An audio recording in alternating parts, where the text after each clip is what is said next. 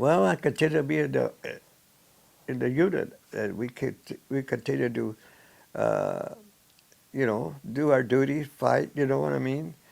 And then later, I became a squad leader. I refused twice. I was like a, what do you call it? You're they make a squad leader, but you're not really ranked as a squad leader. Uh, uh, I forgot what that is. Well, anyway, because most of the guys wanted me to be a squad leader, and so I didn't want to do it because a squad leader, when they're firing or anything, they're bombing you or something, you can't jump in that hole all the time. You got to check on your men. You got to see, say, hey, are you okay or this or that? Especially somebody like that, you got to go out there. You know. I want to take care of myself. you know, that's the way I've looked at it. I let the other guy down to get all the glory. And twice the commander brought out. Twice I refused. I said, I'm not qualified. I wasn't. And finally, at the last, he gave me a good duty. He said, I'll make it up to you. That's what he used to say all the time. Which he did at the end of the war. He did. Looking back, what he did. What did he do? Well, after the war, my division was stationed came back and stationed in Munich. And he called me in. He says, I got good duty for you. I said, the war's over. I was just waiting for my turn. I had the points already. The next batch was leaving for the States. He says, I think we're going to be here a while. I says, and I put your name in, and I got pick up 2 corporals, and you report up to. It's out of Munich. There's a little town there. I forgot the name. Anyway, that's what am I going to do? I don't know. He says, this is what I'm telling you what I know. So I went naturally to my squad. I say, I'm supposed to go up here, and they say it's good duty. And the guy says, yeah. You know how they are. Anyway, I said, well, I need 2 guys. Now, if you guys don't want to, I'll get somebody else. So some of the guys always, 2 guys step up. We'll go with you. Okay. I said, I don't know. You know more than I do where we're going.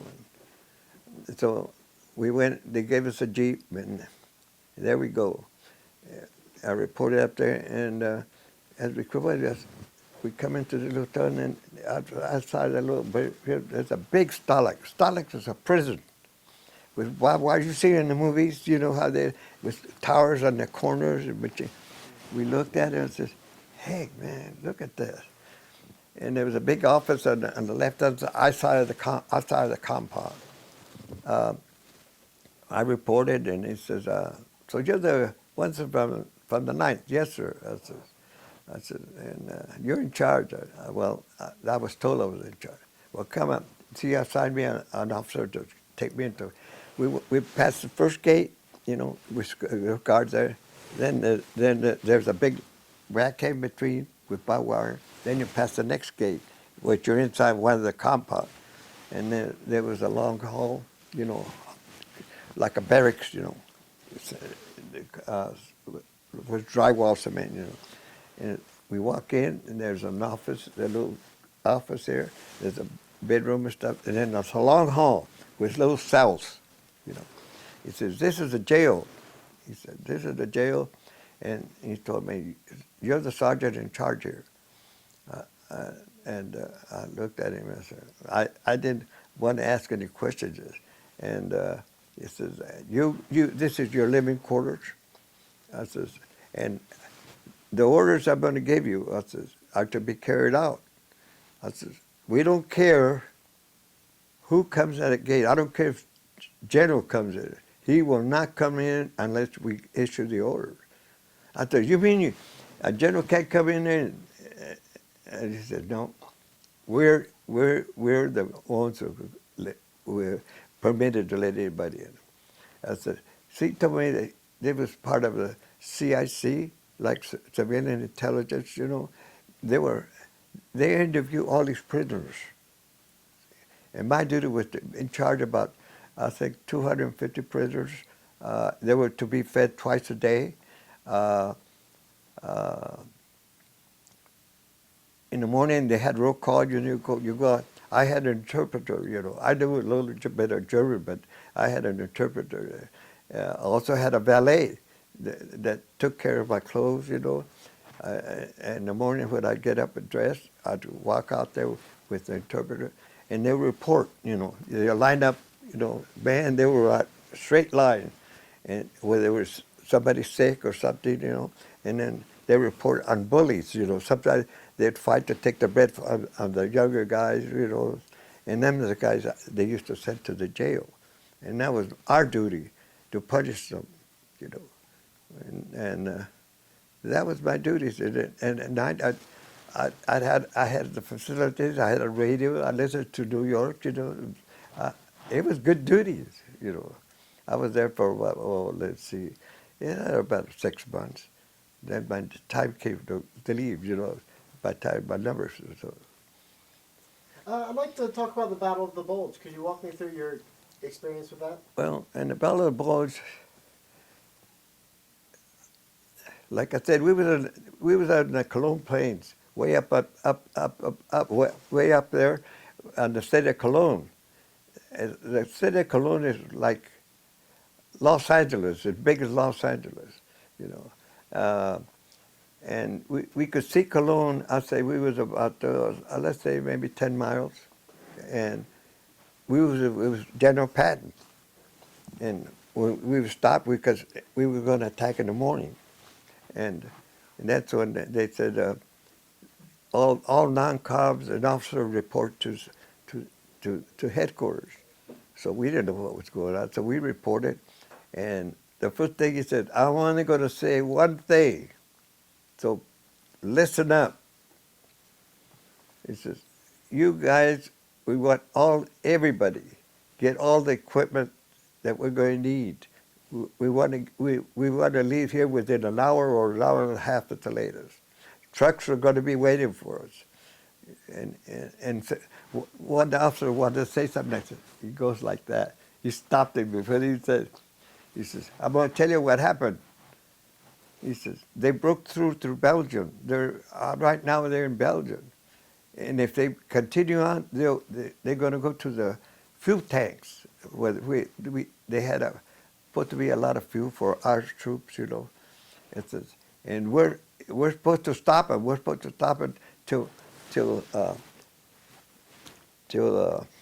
our general over here, to Patton, takes the city and come on. We were only supposed to stop him. He was hoping we could hold him. And so that's what happened.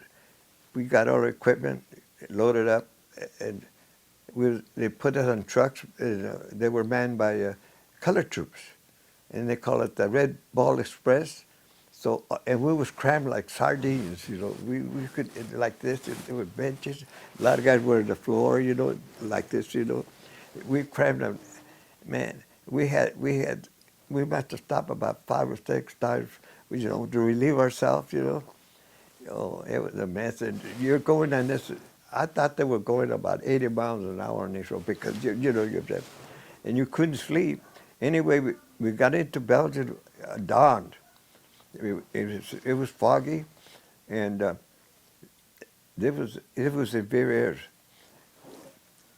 And when we disembarked, there were already non-coms, officers telling where to go, this and that. And we did. I said, hour and a half, we was on the line. And I guess the Germans were so smart that they had just knocked the heck out of us. And our lines were thin, you know what I mean? So they were getting ready to counterattack and really push through. And when we got on the line, we attacked it. And I think, to me, we must have took it by surprise because we overran some of the units, And when we were on that side of the we kind of circled and let these guys fight it, and we kept on going. So we pushed them, So this is why the 9th Division got really recognized for that. And we got sighted, and that's how Cabello sighted. And so when Patton came back, it was too late. See, he didn't get the glory. See, every time, a lot of times we was Patton, we didn't get no credit at all because he got the credit because he was a general, and you know, and he had about 10 or 15 guys take pictures. You know what I mean? You know, it was what you call blood and guts. You know, your blood and his guts. What did it sound like as you were pushing through these units? Oh, well, if you don't talk about it, you just fire it, you know what I mean? You fire whatever moves, you know, especially when you overrun the unit, you just keep going. Let the other guys come up, they do the same thing. You want to keep on going because if you let them set up, you let any unit set up, you got a problem. How many men do you think the 9th overran? Well, it was a division there, you know, and they were stopped, the attacks were further back, but because they had what you call, that's when they came out, they had these water hoses, you know. We didn't know what the heck it was for. We found out later that's to siphon gas, you know, for the attack, you see. And I think that's what happened, that surprise, you know. This is my version now, I don't, you know. That's what I'm here for. So what happened after Patton arrived? Well, then they continue on. That's when then they had cut off the other outfit up there on St. Vic. You know what I mean? And it was no man's land out there, and you don't know where you was at because they turned the signs around and everything. You had to depend on your own maps, you know. And you come up, hey, somebody's wrong here, you know. So where were you headed after? Up and then after Bastogne, you know, it took a while to take Bastogne, you know. That's where the airborne was there, you know what I mean? You heard that as history, what happened in Bastogne. Could you walk me through your experience in Bastogne? I didn't go to Bastogne. Oh, okay. I went on the side, you know, where we pushed it. His tank had to break the brakes because it was surrounded. Oh, okay. You understand? The next time that we broke through, we rode on these tanks, and that's what the biggest push it was at the end. That I was riding on tanks then. Could you walk me through your tank riding experience? Well, at the time when they broke through, we just had to top of the tanks because nobody was holding us anymore. We was going around, say, 30 or 40 miles an hour, you know, and the German was just running, you know, and we could see them on that, but we didn't bother them because the units behind us are running them up. And we just keep going. And if there's any opposition, the tanks would fire, we'd get off the tanks and go ahead of the tank. But all they wanted was to let us go over. They wanted to stop the Russians. They didn't want the Russians to do. They begged us. They said, "Let us go." I said, "We're with you." I said, "We couldn't do that, you know." I remember we had round out thousands of guys. We only had 2 or 3 guys with submachine guns guarded thousands of guys. They could have override us. You know what I mean? It was silly, you know. It was stupid, but heck, we had to do it, you know. And then you take them to a certain compound, you know. And what was your destination? Our destination was Berlin. We got to see Berlin, and you know, you got to see Berlin. But then they stopped us. You know, stopped it because they let the Russians take Berlin. You know what I mean? Mm-hmm. And they stopped it. We could see Berlin when we stopped. We was supposed to attack the next day, and they told us not to because it was already set. Everything was supposed to be set. That the Russians let the Russians take it. You know. So you just stayed outside of Berlin for the Yes, we stayed outside. Then after everything settled, we came back outside of Berlin, and you know, established your companies and areas, and then during that time, they called me up again. They told me to report to go up there. You know, when the Arc of Triumph is in Berlin, just like Paris. They told me to go there, and I said, "What for?" You know, he says the Russians are raising hell, you know. I said, what do you mean? I said, they were raping the women, you know. And I said, what are we supposed to do? And they only asked for a squad, you know. And I said, oh, you go, he told me where to go, over where the actual tribe is. Station your Jeep there and try to restore order, because that was part of our territory. And so I asked for volunteers, and they looked at me and said, the war's over, Tony. I said, I know, but I got to go. And I said, they asked me, you guys are my squad, so I can't ask the other people. So they laughed, yeah, okay. So, but I only took, let's see, myself, 1, 2, 3, 4. I only took 5 guys, because that's all I could ride in the Jeep anyway, you know what I mean? And then we set the machine gun in the center of the Jeep, you know, mounted it up, you know. Okay, let's go. And the other guys had Tommy guns, you know. And so we went, and I saw that, you know, so I put the Jeep right in front there. And as we get down, here we see two Russians, you know, oh, say about 100 feet farther down, you know, the street, haggling with this woman, you know. One is trying to rip her clothes, the guy's holding her on, you know. The guy's got the little machine gun slung on it, you know. And they were drunk, you know.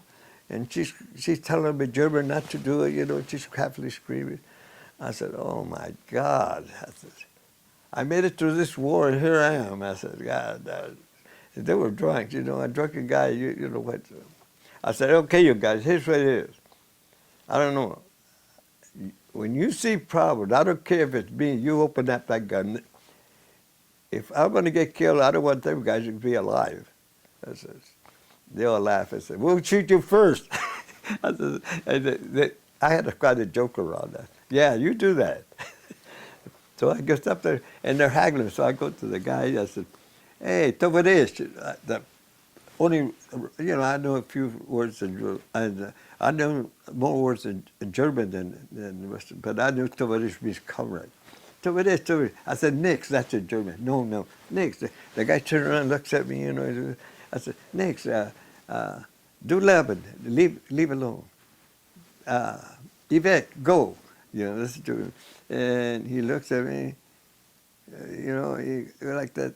And so he tells this guy that is still hanging on to her, you know, and he looks at me, he goes like this, brings that submachine and jams it on my stomach, you know. I go, oh, man, that scared the shit out of me, you know, and that took me by surprise, you know. And he blabbed something in German, I mean in Russian. I didn't understand, and here I'm turning to his friend. He was more sober than me. I said, next year, don't shoot. I said, then I go, and I go like that. That's behind, and they follow me, and they could see. And I said, okay, you guys, and then the guy go, you hit, you know.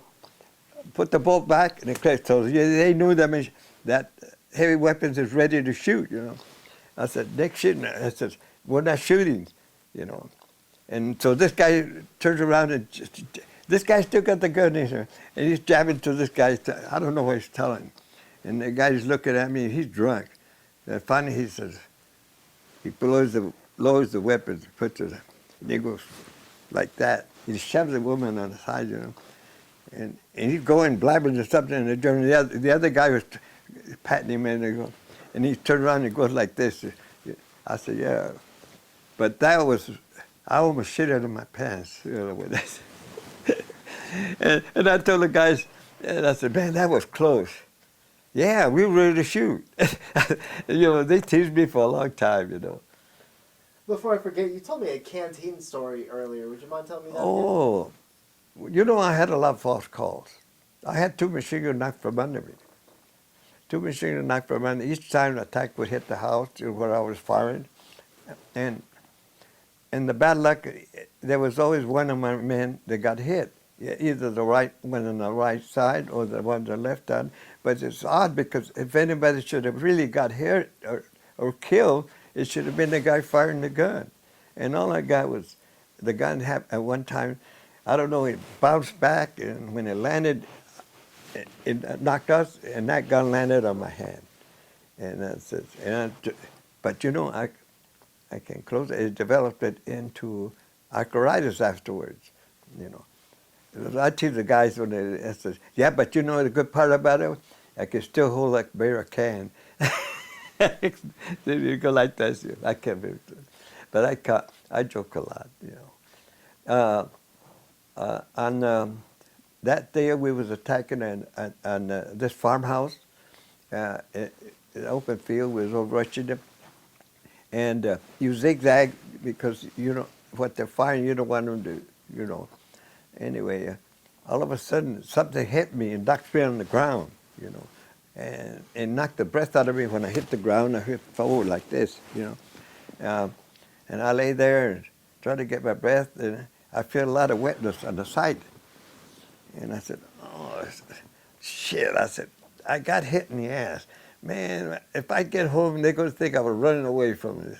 You know, we used to make fun, but one guy, when they do that, they make fun of people, you know, and they made it as a joke. And I left for a few seconds, you know, and I saw it was getting wetter and wetter. I said, man, I'm going to bleed to death. And the guys went, hey, the medic's coming in, you okay? Yeah, I'm okay. And then, so I said, God damn, I better get a compress. So we carry a little pack. I said, I'd at least tighten it up. So I go like this first. And when I brought my hand, it was muddy. I'm laying flat prone, you know. So I go like this again, and it's muddy. So then I'm laying and look at it, and my canteen was like this. It had a big hole. So when I was running, I happened to be jogging on one side. It was meant for me, all right, but it hit the canteen. It was me running, it just flipped me over and knocked me on the ground. I jumped up and I cut up with them guys already. That was my story. Tell me about where you were when the war finally ended and what it was like in your unit. In my unit, well, like I said, we had just got off the attack. We just stopped because they told us to stop. They were ordered to stop. And then we just held there. It's open field, you know. And the cities up there, you know. And so they would say, well, what happened? But see, they get orders from, the attack got radios, and they let you know, see. So. What was your reaction when you finally heard that the war was over and you'd be going home? Oh, man, that was the best news that everybody heard, you know. And then it wasn't long because I never saw him, but I had to go back for something. So some of our men got to talk to the Russians, so they came and embraced and stuff, you know. I got to see them afterwards, talk to them, you know. But I wasn't there right there to, you know, give them a hug or anything like that. Like, you know, we didn't care. They didn't either. When they saw they wanted to hug, and then, you know, I don't know. I know they all started drinking and everything, you know. And what was it like going home for you? How were you sent home? And Well, before going home, it took a long time for me to go home. Like I said, I got assigned out of to be a jail sergeant, you know. And I was there, and they couldn't get ships enough to ship us home. That's how come we were so late. And then when they said they were going to do, they were having a strike back in the USA, and when we got orders to go, we went to Le Havre, France. I don't know, they always pick on me. At Le Havre, France, they call me again. They report there to the officer, and they told me, I see you have some telephone experience. That's what do you mean? You've been a telephone operator. I said, sir, that was a long time. That was in basic in Colorado. I said, I'm a squad leader. He said, well, I said, we need you right now. I said, we need somebody to take care of communications here in Le Havre. That's a big port. I said, sir, you got the wrong guy. I don't know anything about that. No, we'll teach you. I said, well, I said, I still, I was wondering, and he said, well, it's going to be an order. So I just shut my mouth. I said, well, so he assigned two guys, and he told me to pick up another two guys. So I go back to the guys I know. I said, yeah, they want us to do special duty, you guys. Need two guys. So we went. We come into the city of La Harbe there, and they bring me in this building. It was a board about, I'd say a good 10 feet tall by must be 10 feet wide. It's a board. All these holes and a lot of numbers and stuff. You know what I mean? And over here, a big desk with a lot of cargoes, and I looked at that thing. I said, "Oh my God!" He says, "I said, sir, we can't do this. I tell you, I'm telling you, I don't even know how to open it, how to start. Don't worry, Sergeant. We'll fix you up. There's a guy coming over here. He's a specialist. I guarantee you know." Anyway, he left. We sat there and we looked at each other. God, look at this guy. But he came. It took a while. He went through the numbers, shows what to do. When this phone rings, check the number to coincide with this. Each guy got a number or a letter. You plug it in. And you say, we had a certain code number you repeat, and then they tell you what you. It was mostly communication with the officers. Who they wanted to go, where they go, what outfit was leaving. So we had what you call the scuttlebutt, and then we had to know which officer was taking which nurse, you know what I mean. So every time we went back to our barracks, after shift, what's the latest? We said, are we moving out? No, we're not moving out. There ain't no ships in for a while. We had all the news, And they were treated good because we had special dinners that were brought to us, you know what I mean? And and then they are special in a way, but they're away from your outfit, You kind of put them aside.